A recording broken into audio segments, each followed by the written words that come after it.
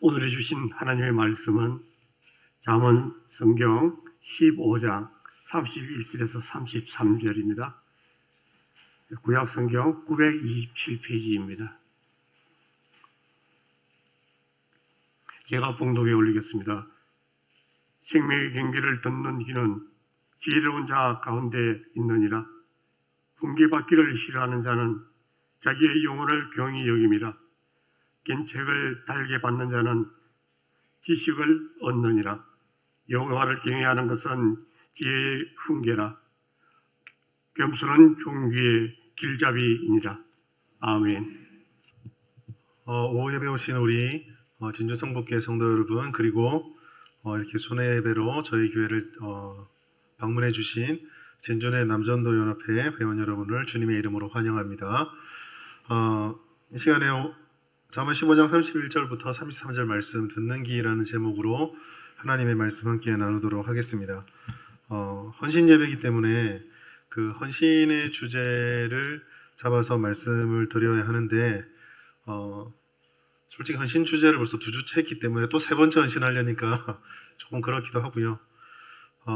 묵상을 하는 가운데 그런 생각이 들었습니다. 우리가 주님 맡겨주신 사명과 직분을 감당할 때 그 직분과 사명은 결국 사람이 맡겨진 그 사람들 사이에서 관계를 통해서 형성되어지는데, 그럼 그 관계를 형성할 때 가장 중요한 덕목이 무엇일까? 대표성을 띠고 주님 주신 사명을 맡겨준 바로 감당을 할 때 가장 중요한 덕목이 무엇일까를 고민해 보니 그 중에 하나가 듣는 것에 대한 것이었습니다. 그래서 오늘은 헌신 예배지만 특별히 듣는 지혜에 대해서 말씀을 나누고자 합니다. 경청의 기술, 듣는 기술에 대한 책들은 이미 오래전부터 서점에서 참 많이 팔리고 있었고 지금도 출판이 되고 있습니다. 어떤 사람은 사람이 입이 하나고 귀가 2개인 이유는 말하는 것보다 듣는 것을 잘해야 되기 때문이다 라고 그렇게 이야기를 하는데, 그 진위는 나중에 처음 가서 주님께 여쭤보면 되겠죠. 그럼 주님이 똥똥한 말 하실 수 있습니다. 만드시다가 입을 2개 뚫는 것보다 붙이는 게 편해서 2개 붙였다 이렇게 하실 수 있는데, 어쨌든 우리 그런 이야기들을 많이 하고 있습니다. 그만큼 우리가 관계를 맺을 때에 듣는다라는 것은 굉장히 중요합니다.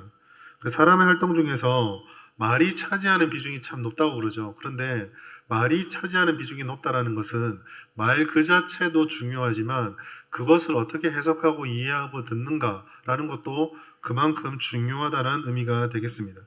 잘 듣는다라는 것은 정확하게 듣는다는 것을 의미하기도 하지만 또 한 가지 우리가 기억해야 될 것이 있습니다. 잘 듣는다고 하는 것은 들어야 하는 것을 듣는 것 역시 잘 듣는 것. 바꿔 말해서 듣지 않아도 될 것을 일부러 귀담아 들어서 마음에 새기는 것은 필요 없다라는 것이죠. 듣는다라는 것은 이처럼 사람의 관계에서도 중요하지만 우리가 신앙생활을 하는 영적인 관계에서도 굉장히 중요합니다. 모세는 신명기 6장 레위기 말씀을 강의하는 신명기 말씀에서 자기의 생의 마지막을 설교할 때에 이 듣는 부분에 대해서 분명히 말씀해 주고 있습니다. 신명기 6장 4절 보면 이렇게 되어 있습니다. 같이 읽을까요? 이스라엘아 들으라. 우리 하나님 여호와는 오직 유일한 여호와이시니. 말씀의 교훈을 던져주며 이스라엘을 향해서 분명히 들을 것에 대해서 말씀을 해주고 있습니다. 이처럼 듣는 것이 중요하다면 과연 어떻게 해야 될까? 어떻게 해야지 듣기에 달인이 될까? 하나씩 살펴보겠습니다. 첫 번째로 우리가 고민해 보아야 될 것은 도대체 듣는 귀가 어디에 있는가 하는 이 부분입니다. 31절의 말씀을 우리가 그냥 쉽게 읽으면 그냥 지나갈 수 있지만 이 31절 말씀을 곰곰이 천천히 읽어보면 미묘하지만 우리가 생각하는 일반적인 이해와 다르다는 사실을 알 수 있습니다. 우리들은 대체로 잘 듣는 자들에게 지혜가 있다라고 생각을 합니다. 물론 이러한 이해는 잘못된 것은 아니죠. 아까도 말씀드렸지만 잘 듣는 것과 들어야 할 것을 듣는 것은 지혜를 얻는 것에 굉장히 중요한 요소입니다. 아무래도 많이 듣는 사람이 아예 안 듣는 사람에 비해서는 훨씬 더 지혜롭겠죠. 그렇지만 이러한 단순한 구조에 우리는 의문을 던져야 됩니다. 예를 들어서 많이 듣는 것이 지혜롭다고 했는데 들리는 모든 것이 다 진실하고 유익할까요? 바꿔 말해서 많이 듣고 싶어서 많이 귀를 열었는데 우리 귀에 들려지는 말들이 과연 그만한 가치가 있느냐라는 것입니다. 또 다른 질문은 또 이렇게 할 수 있습니다. 아무리 좋은 것, 진리의 말들이 계속 들려진다고 해도 그것을 듣는 우리들이 완벽합니까? 만약에 완벽하지 않다고 한다면 아무리 좋은 것을 들려주어도 그것을 듣고 이해하고 해석하는 데는 분명히 오류가 발생하게 됩니다. 그것이 오류가 발생한다는 것은 좋은 것을 듣고도 잘못 이해할 수 있고 잘 이해했다고 하더라도 그것을 잘 활용하는 것은 또 별개의 문제가 된다는 것이죠.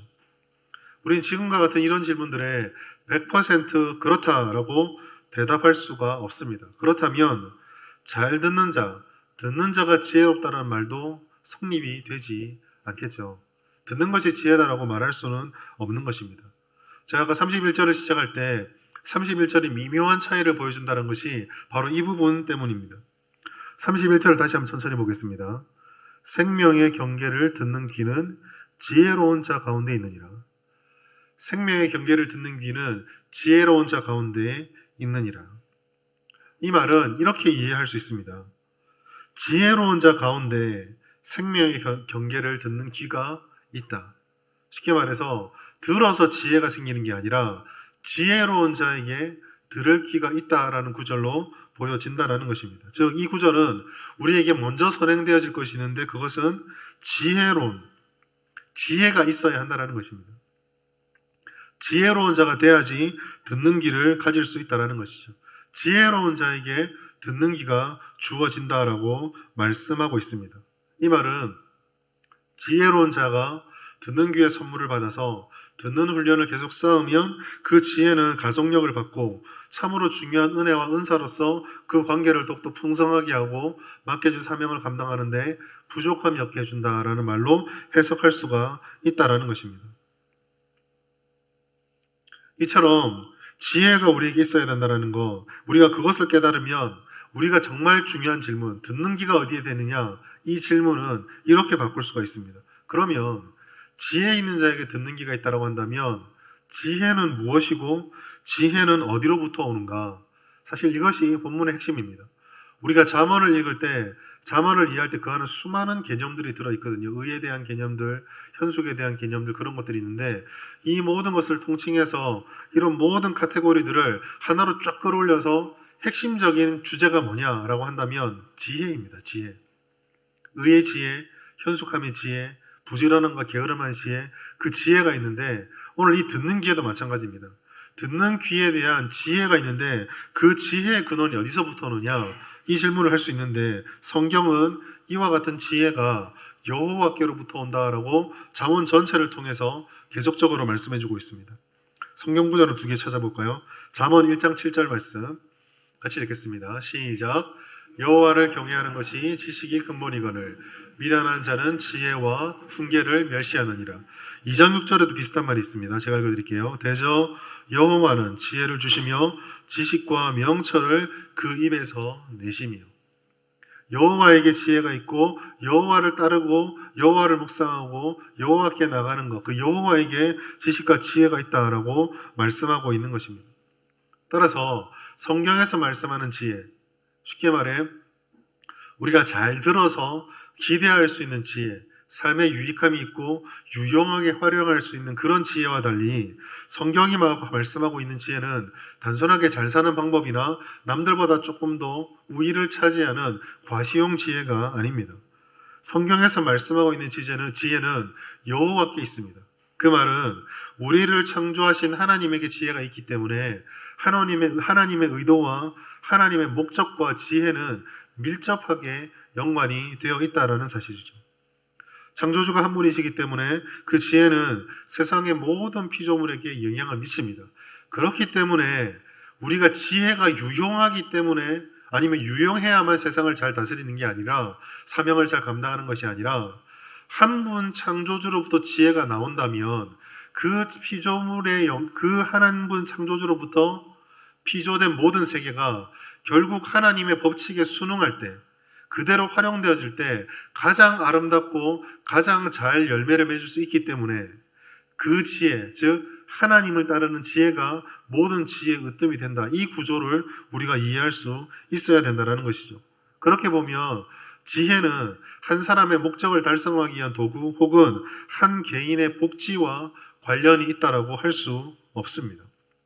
오히려 우리가 지혜로운 자가 되어서 듣는 귀가 됐던 의가 됐던 현숙함이 됐던 그 지혜를 잘 활용하게 되면 그 지혜를 통해서는 하나님의 영광이 드러날 수밖에 없고 피조물들이 하나님 앞에 가장 아름다운 조화의 모습으로 운행되어져 갈 수밖에 없는 그것을 최종 목표로 삼을 수밖에 없다는 사실을 우리는 알게 됩니다. 결국 참지혜가 이와 같이 하나님에게로부터 있고 하나님의 뜻대로 모든 것을 이어가는 것에 연결이 되어 있다고 한다면 우리는 지혜로운 자가 되기 위해서 당연히 하나님에게로 돌아가야 합니다. 하나님에 밀착되어야 있어야 그 하나님과 가까이 있어야 그 하나님으로부터 오는 그 근원으로부터 그 생수로부터 지혜를 끌어먹을 수 있고 우리가 지혜로운 자가 될 수 있다라는 것이죠. 자, 이 지혜가 하나님으로부터 오게 된다면 그 하나님으로부터 우리가 지혜의 음성을 듣는다면 두 번째 문제가 발생합니다. 그것은 우리가 훈계를 별로 좋아하지 않는다라는 것입니다. 하나님께 우리가 나아갈 때 하나님께 그 지혜의 근원임을 믿고 나아가면 하나님께서 그 지혜를 우리에게 어떤 식으로 알려주시고 채워주실까요? 성령께서 마치 물을 확 부으면 사람이 젖는 것처럼 지혜를 우리에게 한 번에 확 부어주면 얼마나 좋겠습니까? 물론 하나님께서 그렇게 하실 수 있습니다. 그렇게 하실 수 있지만 일반적으로 하나님께서는 그런 식으로 건너뛰기식으로 막 부어주시지는 않습니다. 특별히 오늘 본문의 말씀 보면 이 지혜를 주는 방식이 무엇인지를 말해주고 있는데 사람이 별로 좋아하는 방법이 아닙니다. 32절, 31절, 33절 계속 보면은 반복되는 단어가 있는데요. 그 유사 단어들은 세 가지로 추릴 수 있는데 경계, 훈계, 견책 이런 단어들입니다. 이 견계, 훈계, 징계, 질책 이런 단어들은요. 그냥 단순하게 충고라든지 잘 가르쳐주는 그 정도 강도의 단어가 아닙니다. 이 단어들의 히브리적 의미들을 면밀히 살펴보면 비난이라든지 책망, 질책, 징계와 같은 의미들을 담고 있습니다. 쉽게 말해서 하나님께서 우리에게 다가오셔서 내가 너에게 바라는 게 있는데 내 뜻은 원래 이거야. 이렇게 하면 참 좋을 것 같구나. 라고 얼마나 부드럽게 말해줍니까? 그런데 그런 훈훈한 분위기가 아닙니다. 지혜 앞에서 하나님 주신 말씀은 정신을 똑바로 차려라. 틀렸다. 고쳐야 한다. 좀 극단적으로 얘기를 하면 혼난다. 이런 의미를 담고 이 단어를 말씀해주고 있다는 것이죠. 강도로 보았을 때는 이것은 가르친다는 것보다는 책망의 의미가 강합니다. 자, 그렇다면 이 훈계를 좋아하는 사람이 과연 있을까요? 적어도 제가 살펴본 바로는 이런 상황을 즐기는 사람은 없습니다. 강단에서 원래 가족 얘기하지 말라 그랬는데 저희 아들이 이 영상을 보지 않을까라는 확신을 가지고 아들을 예를 좀 들겠습니다. 저희 아들이 참 어릴 때 제 말을 잘 들었습니다. 그 아빠, 좋은 아빠인지는 모르겠는데 딱 찰싹 달라붙어서 아빠 그랬거든요. 근데 언제부턴가 제가 어떤 얘기를 하면은 알아서 할게 이럽니다. 알아서 할게. 무슨 말입니까? 제가 생각하기는 그래도 저희 아들이 착해서 알아서 할게라고 했다고 생각합니다. 솔직한 말은 뭘까요? 듣기 싫어. 이거거든요. 가볍든 강하든 나이가 많든 나이가 적든 모든 사람들은 다 충고를 싫어합니다. 권면을 싫어합니다. 특히나 오늘날처럼 자기 중심성이 강하고 절대적인 기준에 대한 반감이 강한 사람들, 그런 세대, 그리고 미처 깨닫지 못하지만 또 많은 사람들이 잘 외면하고 있지만 우리가 하나님의 본질을 많이 벗어난 상태에서 지속적으로 공격받아서 잠식당하고 침식됐던 우리의 경건의 낮아짐과 얄팍함으로 통해서 또 우리의 심령이 물러져서 충고와 권면을 온전히 받아들이지 못하는 그런 모습들이 우리 가운데 얼마나 많은지 모릅니다. 심지어 누군가로부터 권면을 받으면 나를 정말 사랑해 주는구나가 아니라 너나 잘하지 왜 나에게 참견을 할까? 라고 하는 공격적인 방어 모습을 보이는 것도 허다합니다. 그러다 보니 충고는 보다 나은 상태를 지향하기 위해서 행해지고 서로를 권면하는 것인데 오히려 이런 충고와 권면이 있는 곳에서 소모적인 감정 싸움과 자존심의 대립, 그리고 오해와 편견이 일어나는 경우가 얼마나 많은지 모릅니다. 그러다 보니까 교회에서 자주 쓰는 말이 있죠. 에이, 은혜롭게 합시다. 여러분, 이것은 우리의 본성과 관련된 문제입니다. 우리가 왜 훈계받기 싫어하는지 몇 가지 이유를 좀 추려볼 필요가 있습니다. 첫 번째로 우리가 훈계를 듣기 싫어하는 이유는 타락한 본성 때문입니다. 타락은요, 인간의 심령 속에 짙은 어두움을 드리워 넣습니다. 성경에 말씀하고 있는 우리 인간에 대한 기본적인 이야기가 무엇입니까? 모두가 죄인이다라는 것이죠. 이 죄인은요, 단지 일반적으로 내가 죄인이 되었다라는 그 신분의 선언이 아닙니다. 죄는요, 훨씬 더 실존적입니다. 실존적이라고 하는 말은 죄라는 것은 머릿속에서 생각하는 개념이 아니라 우리의 삶의 실생활에 드러나는 여기저기 구석구석에 그게 보인다라는 것이에요. 우리의 존재 자체가, 우리가 살아가는 행위 자체가 이미 하나님이 만들어 놓으셨던 그 창조의 원래 궤도를 이탈해 있기 때문에 사람들은 본능적으로 이것을 바로잡으려고 하는 하나님을 거부하게 되고, 심지어 하나님에게 원수된 자가 된 본성에 충실하면 충실할수록 하나님에 대한 적대감들이 강합니다. 하나님에 대한 거부감이 강하고 하나님에 대한 구원을 믿으면서도 그와 같은 우리의 연약함이 아직까지 잔존하기 때문에, 우리의 본성에 정죄하기 때문에 이로 인해서 우리는 하나님의 충고와 지혜들을 잘 들으려고 하지 않습니다. 두 번째로, 충고를 들었을 때 사람들에게 생기는 두려움이 우리의 귀를 닫습니다. 두려움은 두 가지가 있는데, 첫 번째, 충고 때문에 나의 약점이 드러나는 것을 두려워합니다. 누군가 나에게 권고하고 책망한다는 것은 그 사람 눈에 나의 부족한 점이나 잘못된 점이 보였다라는 것이죠. 다른 누군가에게 그게 인지가 되었습니다. 오늘날처럼 경쟁이 심하고 경쟁과 생존을 같은 선상에 보는 문화 속에서 나의 약점이 누군가 알게 됐다는 것은, 이게 내가 고침받을 수 있는 좋은 기회가 됐구나가 아니라 이 경쟁에서 살아남으려면 인정해서는 안 된다는 그런 두려움이 나도 모르게 내 속에 생기게 됩니다. 오늘날 우리 문화 속에서 약점을 인정하고 약점을 드러낸다는 것은 두려운 일입니다. 두 번째로, 자존심이 상하는 것을 두려워합니다. 이 자존심에 대한 잘못된 인식, 내가 소중한 존재고 누구도 나를 그렇게 평가하거나 평가하도록 내버려 두서는 안 된다라는 그러한 잘못된 자기인식은 지적을 받는 것을 견디지 못합니다.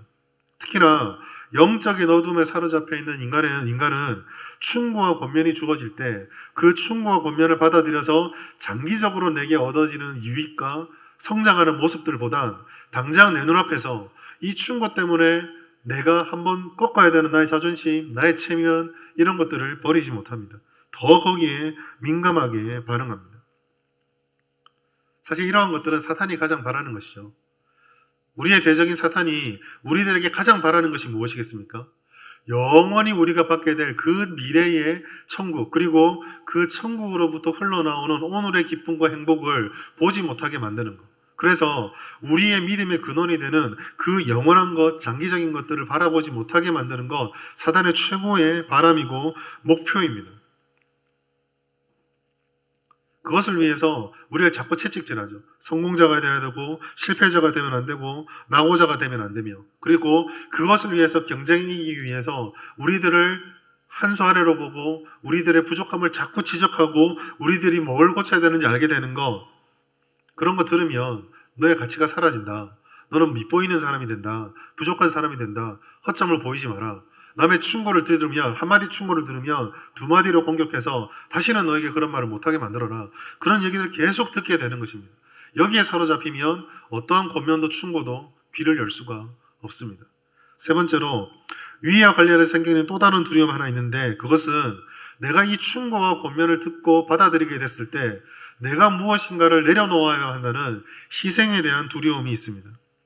특별히 하나님께서 우리에게 지혜를 주신다는 것은 우리 안에 있는 본능, 우리 안에 있는 본성이 하나님의 뜻과 맞지 않기 때문에 고치라라고 말씀해 주는 것입니다. 당연히 우리를 사랑하는 하나님께서 우리에게 무엇인가를 고치라고 하면 그것은 우리에게 좋은 것이죠. 그러나 우리 입장에서 보면 지금까지 익숙했던 것과 심지어 많은 사람들이 누리고 있기 때문에 내가 이것을 포기하면 남이 포기하지 않는 것을 포기하는 손해를 보는 것이 아닌가? 이러한 두려움에 사로잡히게 됩니다. 하나님의 기준 앞에 보면 우리는 하나님을 대면하고 하나님의 기준 앞에 나가면 반드시 무엇인가를 버려야만 합니다. 획득과 달성과 성취만이 높이 올라가는 것만이 최고의 덕목을 여기는 문화 속에서 이와 같이 내리고 희생하고 낮아져야 된다는 하나님의 음성은 당장 눈앞에는 두렵고 어려운 것입니다. 영원한 하나님에 대한 믿음이 약하면 약할수록 하나님에 대한 신뢰가 사라지면 사라질수록 이와 같은 내려놓음은 보상받고 더 나아진다는 개념보다 훨씬 더 우리 자신을 두려움에 빠지게 만드는 것입니다. 자기 만족과 자기 대표성 같은 것들이 아마 여기에 대한 대표적인 것이 될 것입니다. 그러나 우리가 알다시피 성화라고 하는 것은 기본적으로 하나님과 우리 사이에 벌어져 있는 간격들을 인지하고 거기서부터 출발해서 하나님께 나아가는 것을 방해하고 어울리지 않는 것들을 하나하나 버려가는 것들이거든요. 사실 신앙생활이라는 거, 경건이라는 것은 기본적으로 버리는 것입니다. 세상의 도가 말하는 것처럼 버리고 비우다 보면 극락에 간다, 이런 개념이 아니라 하나님으로부터 부어지는 놀라운 것들을 우리가 알기에 거기에 어울리지 않게 내 가슴 항아리를 채우고 있는 것들을 자꾸 덜어내는 것, 이것이 경건이라는 것이죠. 그렇기 때문에 성경에서 경건을 얘기할 때, 지혜로운 신앙생활 말할 때 늘 말하는 것이 자기 부인입니다. 자기를 부인해야 되고 자기를 희생하고 내려놓아야 한다는 것이죠. 이것을 하지 못하기 때문에 듣지 못합니다. 네 번째로 교만입니다. 이것은 죄인의 본성이 가지고 있는 당연한 기결인데요. 하나님의 뜻을 처음부터 듣지 않아서 선악과를 자기 마음대로 따먹었던 인간의 본능에는 교만은 그냥 흘러가게 되는 하나가 아니라 뿌리처럼 각인되어 있는 범죄의 증거입니다. 우리 사람은 하나님을 잘 인정하지 않습니다. 자신의 고추장 잘 굽히지 않습니다.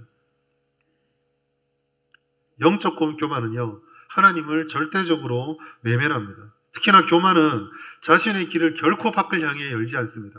오직 자기 자신에게 중요한 것은 내 안에서 들려지는 소리일 뿐입니다. 아무리 밖에서 진리를 얘기하고 아무리 밖에서 권면을 말해도 내 안에서 들리는 소리, 기분 나쁜데, 듣기 싫은데, 아닌 것 같은데, 여기에만 매몰되어 있습니다. 얼마나 교만한 귀가 악독하냐면 하나님의 소리조차도 들으려고 하지 않습니다. 소경이 소경을 인도하지 못하는데 교만한 영혼은 자기가 소경이라는 사실을 인정하지 않습니다. 오직 교만한 심령이 외부를 향해 귀를 열고 외부를 향해 눈을 여는 경우는 딱 한 경우밖에 없습니다. 다른 이들의 약점을 찾고 다른 이들의 약함을 드러내서 내가 너보다 낫다는 걸 증명할 필요가 있을 때, 그때에만 외부를 향해 눈을 열고 외부를 향해 귀를 엽니다. 세상의 특징 아닌가요? 우리가 흔히 말하는 정보 수집의 핵심, 그런 것들이 참 많이 있지 않습니까? 야, 저 사람 좀 알아봐라 라고 할 때 좋은 것 알아보십니까? 사실은 약점들을 더 많이 빨리 중요하게 여기지 않습니까? 인사를 하거나 사람들의 좋은 점들을 찾을 때 여러 사람들로부터 정보를 얻습니다. 10사람의 정보를 얻어서 9사람이 좋은 얘기를 해주나 한 사람이 나쁜 얘기를 해주면 그 9사람이 좋은 얘기 해주었음에도 불구하고 이 한 사람의 단점, 안 좋은 정보가 더 내게 쉽게 반응이 되지 않던가요? 교만한 사람은 이처럼 만족한 만한 답을 찾고 자기 안에 들려지는 소리에 딱 맞는 소리를 찾고 나면 다시 귀를 닫고 자신 아집의 성을 쌓아서 더 이상 다른 것들을 들으려고 하지 않습니다. 이와 같은 것들이 바로 우리가 들을 귀가 필요하고 지혜자가 되는 것을, 들을 귀가 필요한 우리들에게 지혜자가 되어야 될 우리들을 막고 그렇게 하지 못하게 되는 요인들입니다. 여러분, 이와 같은 것들이 우리 영혼을 경히 여긴다는 사실을 심각하게 받아주시기 바랍니다. 우리의 영혼을 경히 여기는 것이다라고 성경은 계속적으로 우리에게 말씀하고 있습니다. 32절, 훈계받기를 싫어하는 자는 자기의 영혼을 경히 여김이라. 여기서 경히 여긴다라는 말은 한자 그대로 듣자면 가볍게 여긴다고 들리거든요. 그런데 히브리 원어는 그렇지 않습니다. 히브리 원어는요, 가볍게 여긴다는 의미가 아니라 경멸한다는 의미를 가지고 있습니다. 즉 그대로 해석을 하면 훈계받기를 싫어하는 자는, 하나를 첨부하겠습니다. 하나님의 형상으로 창조되어서 자기 안에 있는 존귀한 영혼을 경멸하는 자다. 이것을 더 줄이면 어떻게 되겠습니까? 창조주인 하나님, 그 훈계받기를 싫어하는 자는 창조주인 하나님을 경멸하는 것이다. 이렇게 정리가 되어집니다. 아이러니죠. 자신을 보호하겠다고 길을 닫았습니다. 내가 만족하고 싶어서 길을 닫았습니다. 그런데 결과는 어떻게 됩니까? 내가 존귀해지고 내가 아름다워지고 내가 소중해지는 것이 아니라 이 세상 그 어떤 것으로 더 이상 어떻게 할 수 없는 최고치의 경멸을 스스로 덮어 쓰는 것이다 라고 잠언은 말해주고 있는 것입니다. 인간은 생명입니다. 하나님께서 흙으로 육체를 만드신 후에 생기를 불어넣으셨습니다. 우리는 하나님의 형상대로 창조되었기 때문에 우리 안에는 하나님의 속성과 뜻이 반영되어져 있고 우리 안에는 그 흔적들이 남아져 있습니다. 이 말은 곧 우리가 하나님과 바른 관계를 맺고 하나님께서 뜻하는 방식대로 운행되어지고 살아갈 때 그때에 안정적일 수 있다는 것입니다. 모든 사람은 하나님 안에서 비로소 안정과 평안을 얻습니다. 그리고 하나님만이 그렇게 평안을 얻고 하나님 안에서 만족을 누릴 수 있는 인간에게 진정한 생명과 활력과 모든 것들을 불어넣어줄 수 있는 분이십니다.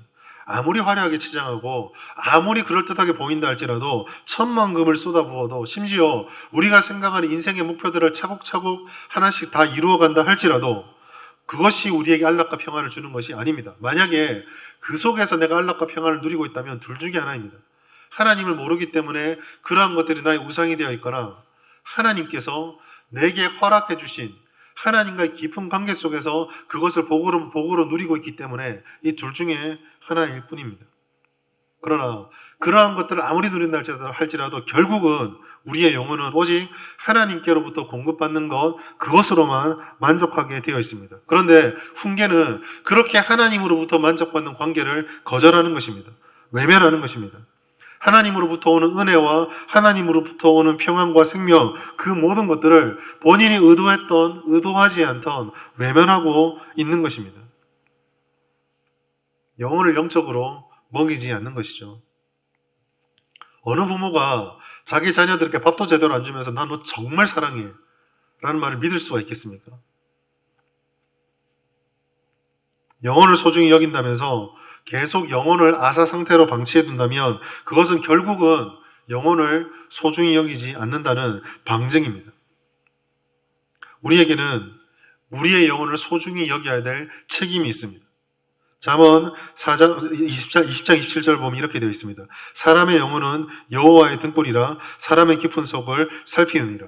우리의 영혼을 통해서 여호와로부터 오는 이런 은혜와 지혜를 깨달을 수 있고 그래서 이것을 위해서 우리의 영혼을 소중히 여겨야 되는데 이게 얼마나 소중한지 잠언 4장 23절에 지혜자는 이렇게 말하고 있습니다. 다시 읽습니다. 시작.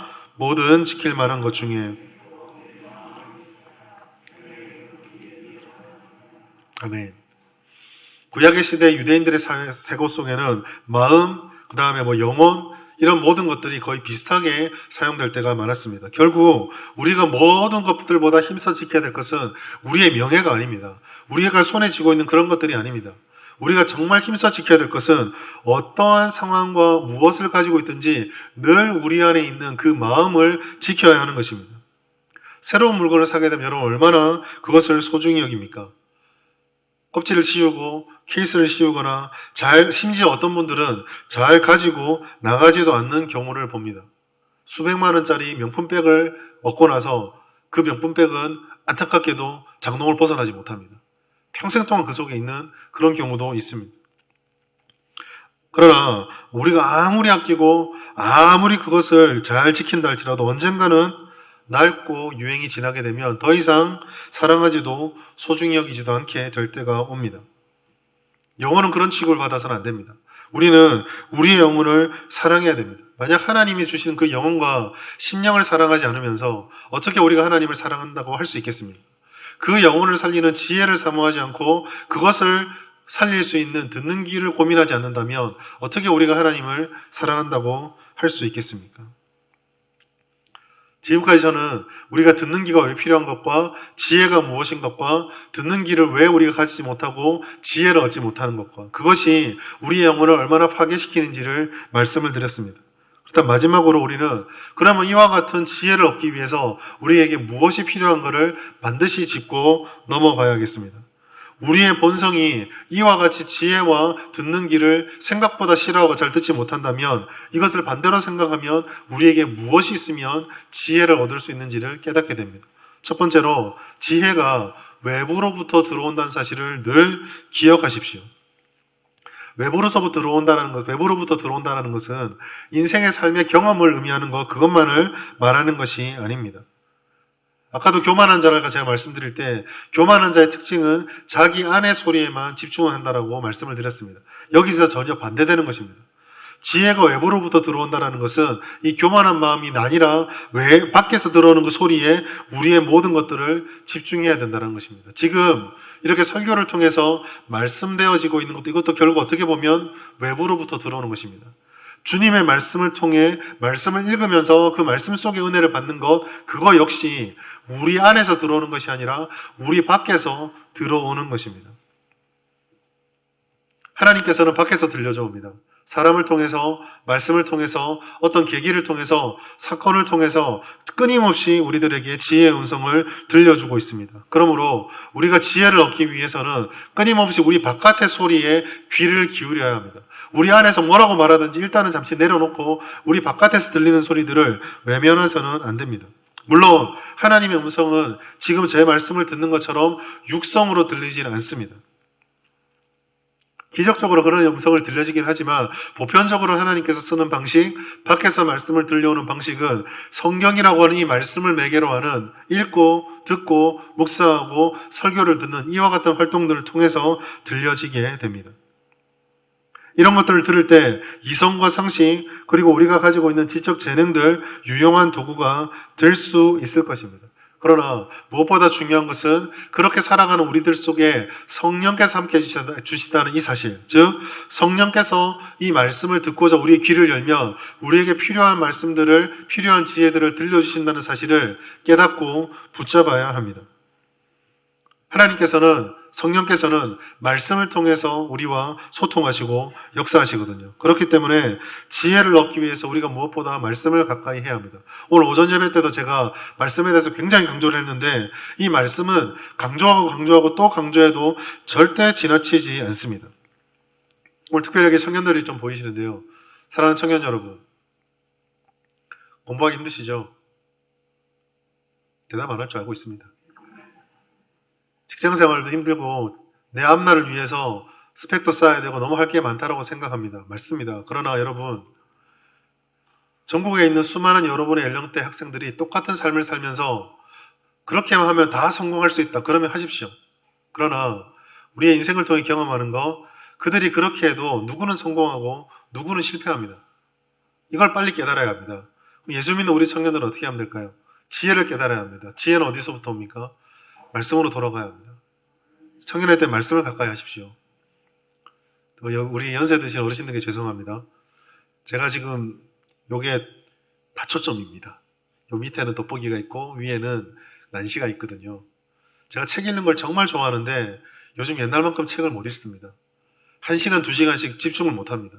30분 읽고 나면 먼 산 한번 바라보고 눈물 한번 집어넣고 이렇게 지냅니다. 제일 많이 후회되는 건 청년의 때, 지금 제 나이 때 가장 많이 후회되는, 우리 여기서 어르신들 공감할 거라 생각하는데요. 알바 못한 거 후회되지 않습니다. 빨리 직장생활 못한 거 전혀 후회되지 않습니다. 그런데 뭐가 후회될까요? 좀 더 신앙생활 제대로 못하고, 좀 더 말씀 읽고, 좀 더 하나님 알기 위해서 기초를 다지는 것을 못한 것이 너무 후회가 됩니다. 청년의 때 말씀을 가까이 하십시오. 그리고 배우기에 힘쓰십시오.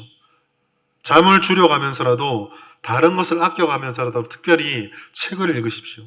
가까이 하지 않고 지혜를 구하지 않고 밖의 소리에 귀를 기울이지 않으면 우린 결코 지혜로워질 수 없습니다. 여기에 기도의 깊이를 더하십시오. 기도는 우리의 본성을 보게 하고 성령을 의지하게 하며 우리가 살아가는 삶과 사역의 무게들을 감당할 수 있는 능력을 줍니다. 오늘날 교회를 보면서 가장 안타까운 것이 바로 이것입니다. 위기라고 합니다. 힘들다고 합니다. 경제가 어렵다고 합니다. 청년들 살기 힘들다고 합니다. 그러나 기도하지 않습니다. 과거에 비해서 월등히 기도하지 않습니다. 과거보다 더 힘들다 말하고 옛날에는 우리는 듣지도 못했던 헬조선이라는 말을 하면서도 기도하지 않습니다. 기도의 능력을 경험하셔야 합니다. 하나님의 역사가 우리 가운데 오는 것을 경험하셔야 됩니다. 그러한 일들을 통해 말씀과 지혜와 기도를 통해서 우리가 주님께 승부를 볼 때 우리는 지혜로워질 수가 있습니다. 두 번째로 경외함과 겸손이 있어야 합니다. 경외는 여호와의 소중하심과 그 여호와의 지엄하심 앞에서, 여호와의 위대하심 앞에서 그분을 사랑하는 가운데 두려워하는 것이 경외입니다. 겸손은 무엇입니까?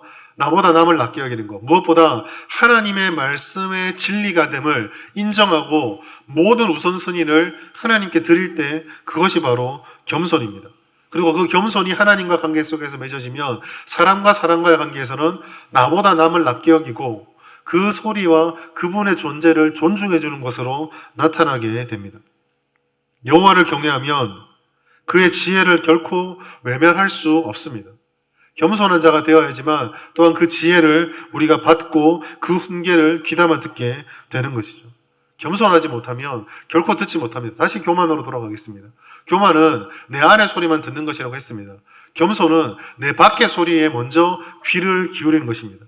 10마디, 20마디 하고 싶지만 밖에서부터 들려오는 그 한마디를 귀에 딱 걸어놓고 생각하고 또 생각하고 어떻게 하면 이렇게 들려진 말을 내가 잘 판단하고 하나님 뜻대로 이해할 수 있을까? 그것을 고민하는 것이 겸손입니다. 신앙적인 겸손은 나의 무능력과 죄인됨을 자각한 사람만이 가질 수 있습니다. 또한 하나님의 전능하심과 무한하심을 인정하고 그 풍성한 은혜, 한량없는 은혜를 의지할 때에만 겸손할 수가 있습니다. 대적하고 싶은 마음이 들죠. 반론하고 싶습니다. 그게 아니다라고 내 안에 들리는 이 확신과 이 하면 될 것 같은 이 마음을 좀 받아달라는 그런 욕망이 생깁니다. 그런 유혹과 싸우는 과정, 그것이 겸손입니다. 그리고 그렇게 싸울 때에 우리가 하나님의 은혜를 그 싸움을 통해서 얻게 될 때에 비로소 성숙이 일어나게 되는 것이죠. 그런 면에서 어떻게 보면 겸손도 하나님의 은혜입니다. 성령을 인해서 얻게 되는 자기 성찰의 결과입니다. 때로는 교만이 우리 가운데 끝끝내 꺾어지지 않으면 하나님께서 실패가 됐든 채찍이 됐든 무엇인가를 통해서 이 교만이 합당하지 않음을 깨닫게 해주십니다. 그 과정들을 통해서 우리는 조금씩 더 겸손해져 가는 것이죠. 참 많이 부르는 찬양이 있죠. 천부여 의지 없어서 손 들고 옵니다 하지 마십시오. 두드려 맞고 천부여 손 들기 전에 안 맞고 오는 게 제일 좋습니다. 좋은 일이지만 그렇게도 오면 좋지만 천부여 의지가 없어서 가능하면 안 부르는 인생이 되시기 바랍니다. 이처럼 겸손은 하나님의 은혜를 따라 스스로를 낮추는 것이기에 내가 낮추면 하나님이 어떻게 하신다 약속하셨죠? 누가복음 14장 11절입니다. 같이 읽겠습니다. 누가복음 14장 11절 시작. 무릇 자기를 높이는 자는 낮아지고 자기를 낮추는 자는 높아지리라. 아멘. 여러분, 성공의 열쇠입니다. 세상에서 내가 쟁취해야지, 올라가야지, 드러내야지. 그렇게 올라가려고 올라가면은 올라가지지 않습니다. 그럼 어떻습니까? 하나님이 자꾸 나를 올리려 하시는데 나는 주님이 최고입니다로 자꾸 낮추면은 하나님께서 보다 못 참고 목덜미 딱 잡고 끄집어 올리십니다. 그렇게 끄집어 올리시면 하나님이 잡고 있는 상태이기 때문에 떨어지지 않습니다. 그러나 내가 아둥바둥 내 발밑을 쌓아 올라가면 언젠가 그 벽돌 하나가 빠지면서 와르르 무너지게 됩니다. 말씀 맺도록 하겠습니다. 경청은 성공의 열쇠라고 말씀을 드리고 또 그렇게 우리는 알고 있습니다. 이 듣는 귀를 얻기 위해서 최선을 다하는 것은 정말 필요합니다. 그러나 이 듣는 귀는 지혜로운 자, 즉 하나님을 온전히 경외하고 하나님께 겸손히 나아가는 자에게 주어지는 하나님의 선물입니다. 그러므로 이 참지혜와 참 듣는 귀가 있으면 우리의 모든 관계를 속에서 성숙의 열매, 성장의 열매, 하나님 앞에 경건의 열매가 맺혀지게 됩니다. 여러분, 우리 주변에 이 세상들은 책임지지 않는 무분별한 소식들을 무참히 마구 쏟아내고 있습니다. 그 쏟아내는 소리에 여러분의 귀를 열어두지 마십시오. 우리를 유일하게 원하시느니, 우리를 위하시느니 오직 하나님밖에 없습니다. 이 자리에는 모든 분들이 그 하나님께 온전한 귀를 열어서 이 혼탁한 세상, 어디를 봐도 혼탁하고 혼란스러운 이 세상 속에서 하나님의 바른 진리의 길을 따라 하나님께서 원하는 길을 걸어가고, 또 특별히 우리 진주노회 남자노연합회 모든 회원 여러분, 하나님께서 여러분을 불러주셨던 그 직분을 성실히 감당하고, 무엇보다 그 직분을 통해 하나님의 열매가 이 진주노회에 또 각 교회에 맺혀지게 되기를, 그런 약속을 누릴 수 있는 우리 모두가 될 수 있기를 예수님의 이름으로 축복합니다. 기도하겠습니다. 하나님 아버지, 오늘도 우리들에게 지혜의 말씀, 능력의 말씀, 하나님의 말씀을 허락하여 주시니 감사합니다. 하나님 아버지, 우리가 교만한 우리의 심령들을 내려놓고 지혜 있는 자에게 주신다고 약속하셨던 듣는 길을 사모합니다. 하나님 아버지, 우리에게 하나님의 지혜를 들려주시고 그 지혜를 따라서 우리에게 주어진 상황들과 사명들을 잘 감당해 나갈 때 세상의 법칙과 다른 길을 걸어가지만 세상에 결코 누릴 수 없는 하나님의 귀한 열매를 맺는 그런 인생이 다 될 수 있도록 역사하여 주시옵소서. 우리 자리에 있는 모든 성도들, 그리고 우리 진주노회 남자노연합회 모든 회원 여러분들이 각자 섬기는 사명을 통해 하나님께 기쁨이요 교회의 유익이며 우리의 삶을 통해서 하나님 주시는 축복의 열매 가득 맺을 수 있도록 역사하여 주시옵소서. 감사드리며 예수님의 이름으로 기도드리옵나이다. 아멘.